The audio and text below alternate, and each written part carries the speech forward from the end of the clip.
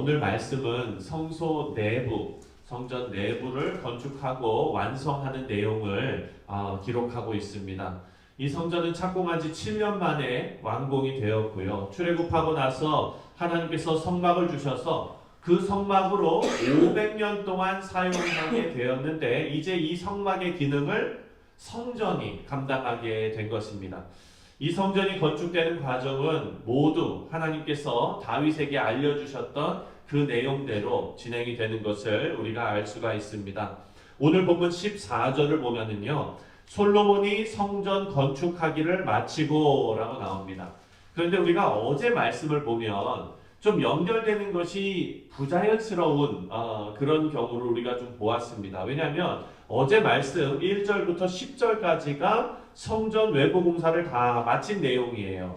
그리고 나서 11절부터 13절에 하나님의 당부의 말씀을 삽입해서 집어넣고, 그리고 오늘 14절에 보니까 성전 공사가 마쳤다라는 말씀이 나옵니다. 자연스럽기는 오늘 24절이 그 10절 바로 다음에 11절에 붙으면 가장 자연스럽지요. 그런데 하나님께서는 그 사이에 성령의 감동으로 이 저자에게 하나님의 당부의 말씀을 12절과 13절에 집어넣도록 만드셨습니다.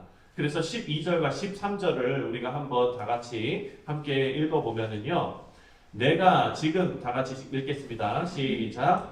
내가 지금 이 성전을 건축하니 내가 만일 내 법도를 따르며 내 율례를 행하며 내 모든 계명을 지켜 그대로 행하면 내가 내 아버지 다윗에게 한 말을 내게 확실히 이룰 것이요 내가 또한 이스라엘 자손 가운데에 거하며 내 백성 이스라엘을 버리지 아니하리라 하셨더라. 하나님의 말씀에 따르면 하나님께서 이스라엘과 함께 하시면서 버리지 않겠다는 당부와 그리고 약속과 그리고 여기에는 경고가 들어가 있습니다. 왜냐하면 내 율례를 행하며 내 모든 계명을 지켜 그대로 행하면 이라는 조건이 붙어 있기 때문이에요. 그 말씀이 주어진 이후에 오늘 14절 말씀, 바로 성전 건축하기를 마치고 라는 말씀이 나옵니다. 여러분, 처음부터 말씀드렸지만 열왕기서는요, 하나님의 감동으로 저자가 어떤 목적을 가지고 쓴 책입니다. 그래서 이 일이 순서대로, 시간 순서대로 쭉 기록된 것이 아니라 하나님의 감동으로 어떤 큰 메시지의 흐름에 따라서 지금 말씀이 쓰여져 있다는 것을 머릿속에 두고 말씀을 읽어야 됩니다. 성전 건축을 마치고 하나님의 당부와 경고의 말씀이 주어지는 것이 아니라 하나님의 말씀이 주어진 후에 성전 건축을 마쳤다라는 말씀이 기록된 것은 모든 일이 하나님의 말씀으로 시작되고 그리고 하나님의 말씀으로 온전하게 끝나는 것, 이것이 하나님의 뜻이고 하나님의 온전함이다라는 것을 알려줍니다. 여러분, 성경이 한결같이 우리에게 들려주는 메시지가 있습니다. 그것은 뭐냐? 하나님께서는 알파와 오메가 되신 시작과 끝, 그리고 모든 일의 과정이 하나님의 말씀을 따라 시작되고 유지되고 끝났다라는 것입니다.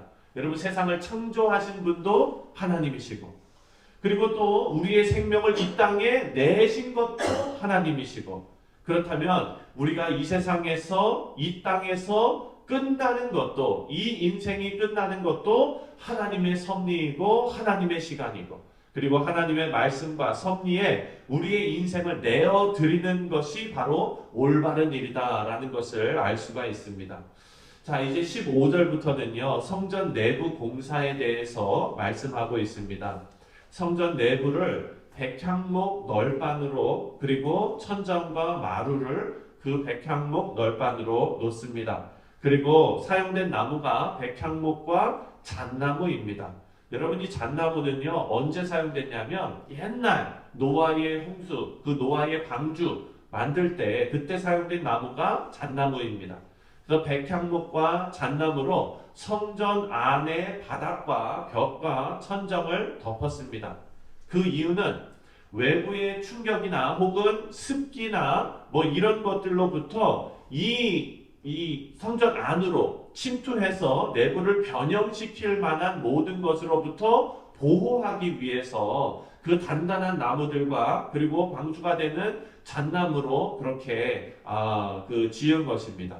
여러분, 이런 원리는요, 예수님을 모시고 살아가는 우리 자신도 우리 자신이 성전인데 이 원리가 우리에게도 적용이 됩니다.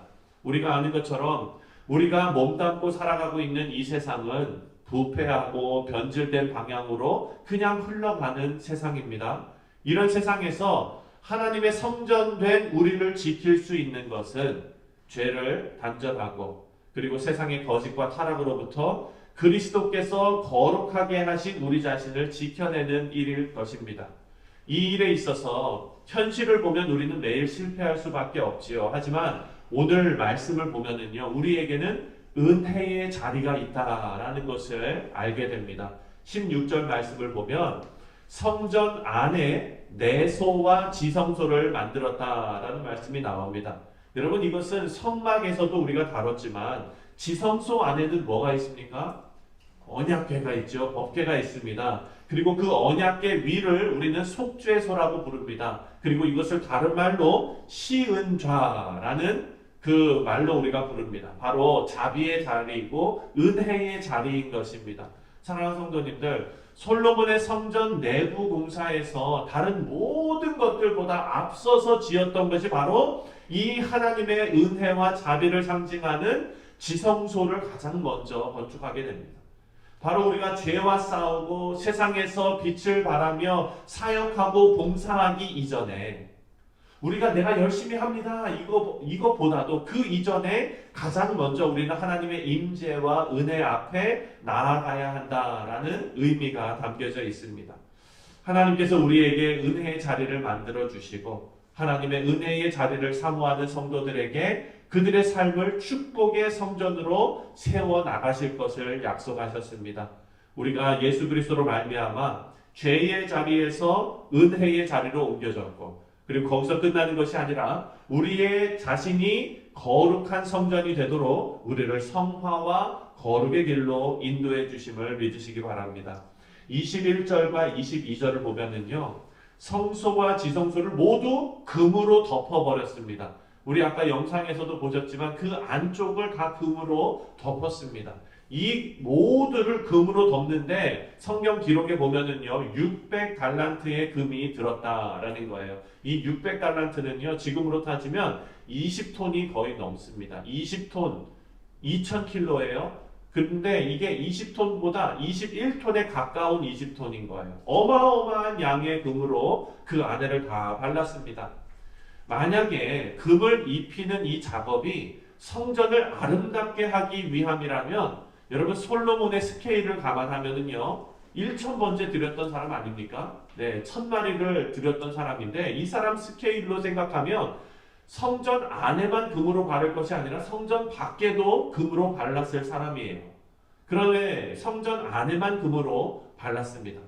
여러분, 우리가 성막을 공부할 때도 마찬가지였죠. 저쪽 리들렉에서 우리가 말씀 묵상할 때 그때 우리가 이 성막에 대해서 같이 말씀을 나눴는데 성막 안쪽으로 가면은 정말 그 아름다운 금실과 은실과 홍색 실과 이런 걸로 다 이렇게 안쪽 기구와 그 안에는 하는데 성막 겉에서 보면 어떻습니까?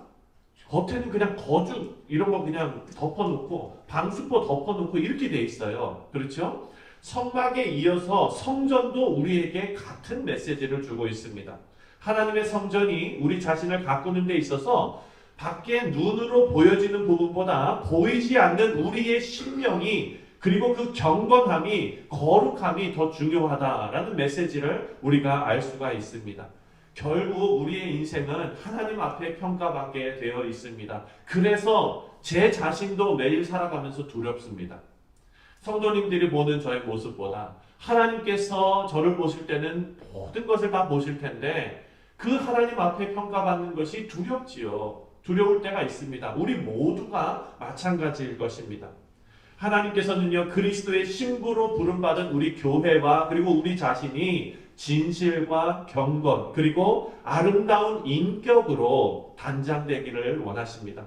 그렇게 하기 위해서는 여러분 우리도 물론 죄와 단절하려고 애써야 되겠지만 우리가 먼저 그리스도로 덧입혀져야 한다라는 것을 알 수 있습니다. 성전 안에 입혀진 금은요, 우리 주 예수 그리스도의 찬란한 영광을 상징하기도 합니다.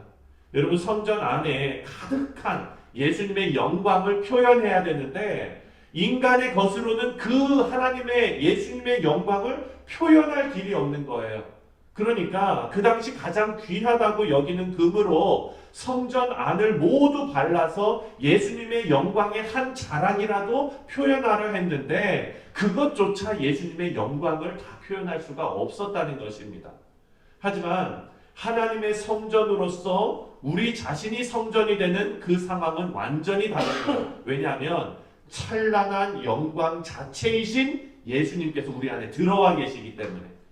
그래서 우리 안이 금으로 덧입힐 필요가 없어요. 예수님의 영광의 빛이 여러분 가운데 비치면 돼요. 제 안에 비치면 되는 것입니다. 그렇게 예수님의 빛이 우리의 삶을 통하여, 말을 통하여, 행동을 통하여, 우리의 인격을 통하여 세상에 비추게 될 줄 믿습니다.